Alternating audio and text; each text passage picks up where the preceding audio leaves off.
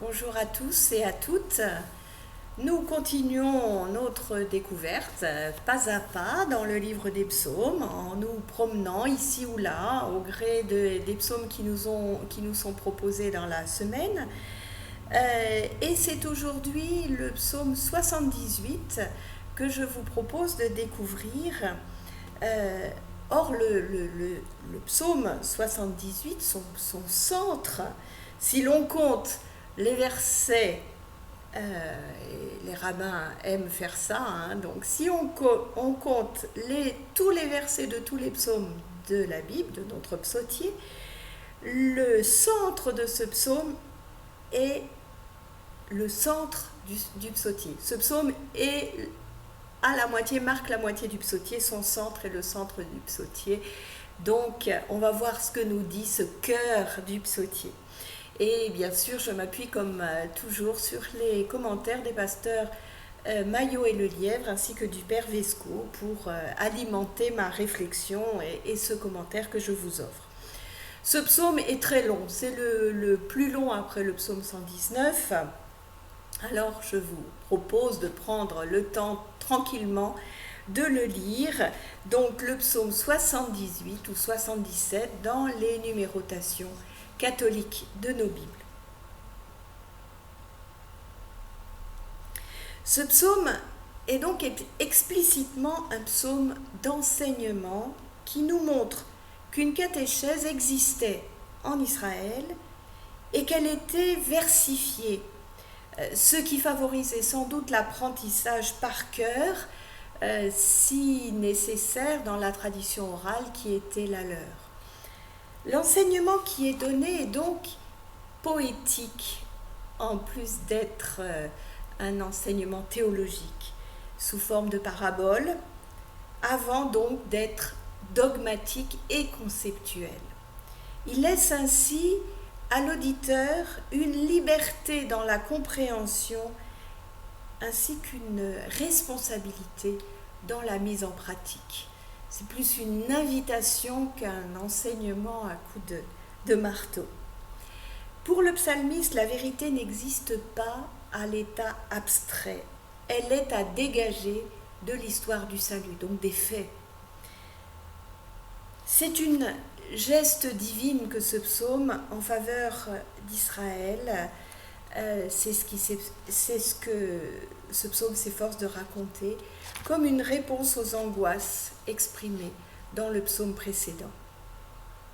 Ce psaume met en valeur la patience inlassable de Dieu devant les révoltes fréquentes de son peuple.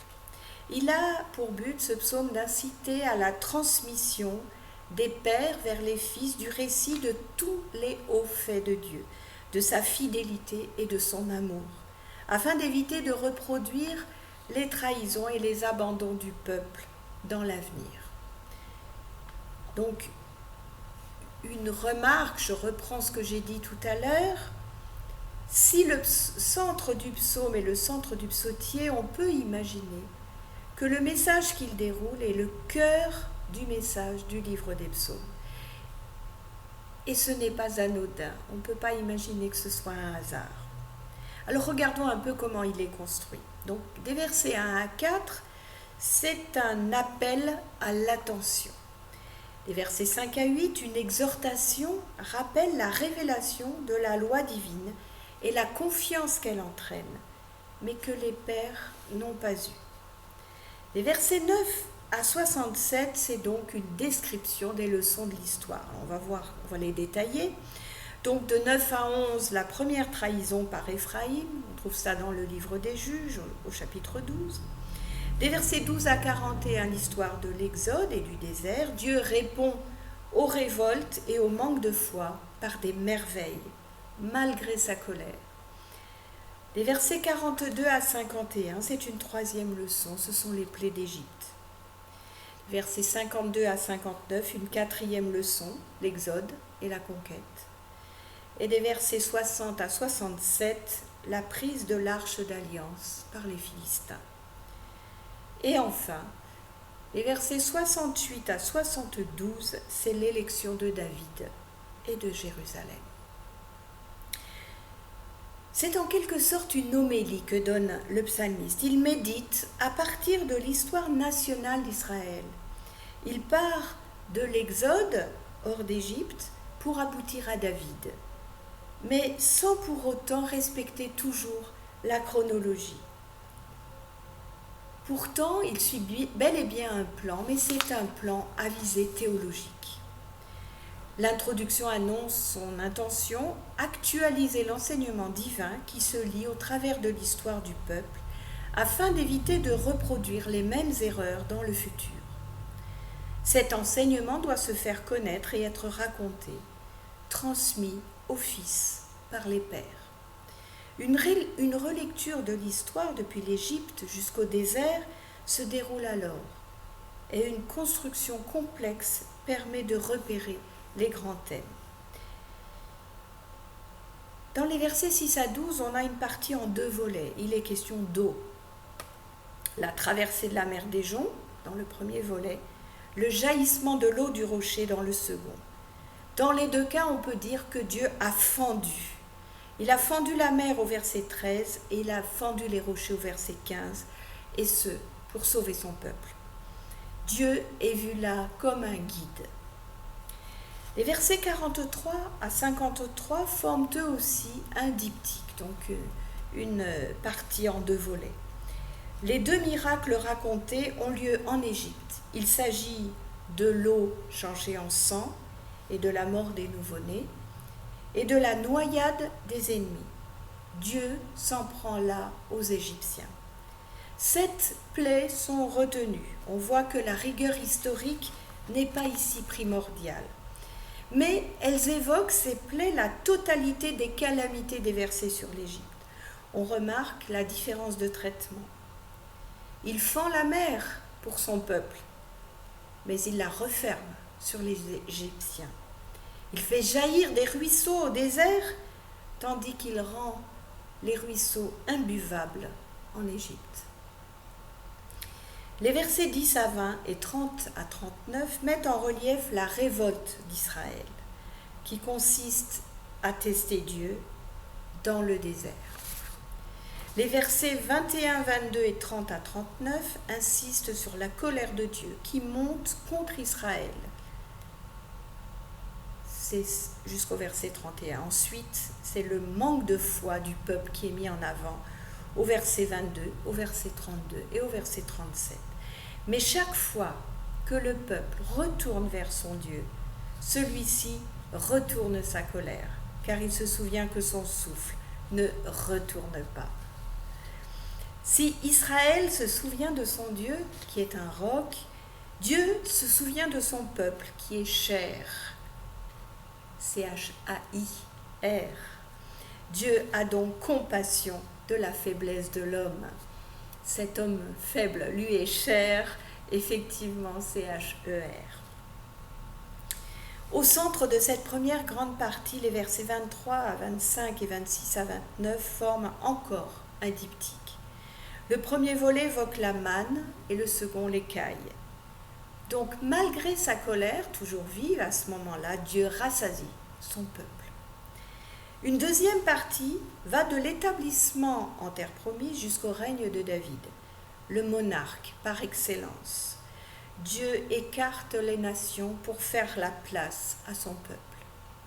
Mais Israël se rebelle, entraîne la colère de Dieu qui écarte alors les 11 tribus pour installer Juda à Sion, là où lui-même réside. Il installe enfin David, point culminant de l'histoire d'Israël, tel que la voit ce psaume. Là encore, la relecture de l'histoire est manifeste, et le David dont il est question ressemble plutôt à une figure messianique. L'élection de David et de Sion est le terme de l'histoire de l'Exode.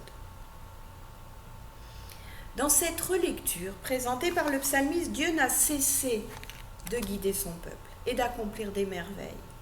La contemplation de ces merveilles doit donc conduire à l'observance de la loi. Il ne doit plus y avoir de révolte contre Dieu, car elles conduisent aux représailles et au châtiment. Après la chute du royaume du Nord, Dieu a choisi celui de Juda.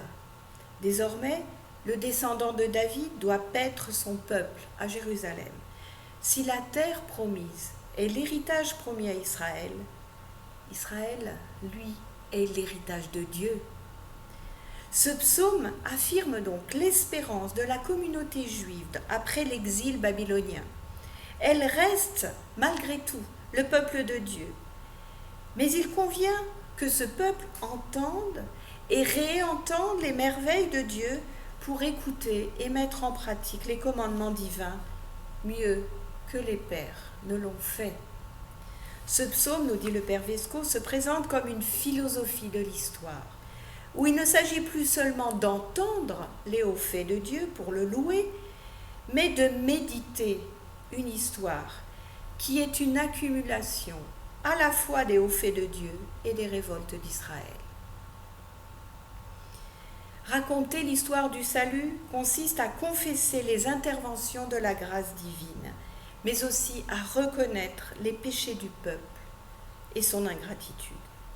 Cette histoire, dit le père Vesco, ne devient histoire de salut que si Israël sait en tirer des leçons pour vivre sa condition de peuple de Dieu et retrouver le don de la louange. Il ajoute: l'extraordinaire rencontre de la grâce divine et du péché de l'homme, au-delà de toute compréhension. Tel est le déroulement de l'histoire du salut. Et cela, c'est certainement à méditer pour chacun et chacune d'entre nous, pour nos églises aussi. Cette grâce incroyable qui vient toujours à la rencontre du péché de l'homme. Pour ma part, je trouve cet angle d'attaque du psalmiste particulièrement riche, qui oppose l'activité salvatrice de Dieu sans cesse confrontée, contrecarrée même par le péché d'Israël. Israël méconnaît l'alliance qui le lie à Dieu alors que celui-ci reste imperturbablement fidèle. Voilà qui de nos jours encore pourrait nous donner à réfléchir, nous pour qui la notion d'alliance a sans doute perdu bien trop de pertinence. Nous ne sommes peut-être plus dans la rébellion ouverte, encore que la provocation, le test envers Dieu, mais nos idoles sont aussi bien nombreuses et notre péché serait plutôt l'indifférence. Alors, nous pouvons aussi entendre utilement ce psaume qui insiste sur l'image de Dieu comme berger, sur sa compassion et sa fidélité envers son peuple, avec pour objectif, pour nous, de renouer cette alliance que Dieu sans relâche nous propose à chacun et à chacune, comme aussi à nos communautés, ces communautés dont nous faisons partie et qui, peut-être, dans leur dispersion, peinent à rendre compte de la volonté de Dieu pour la création.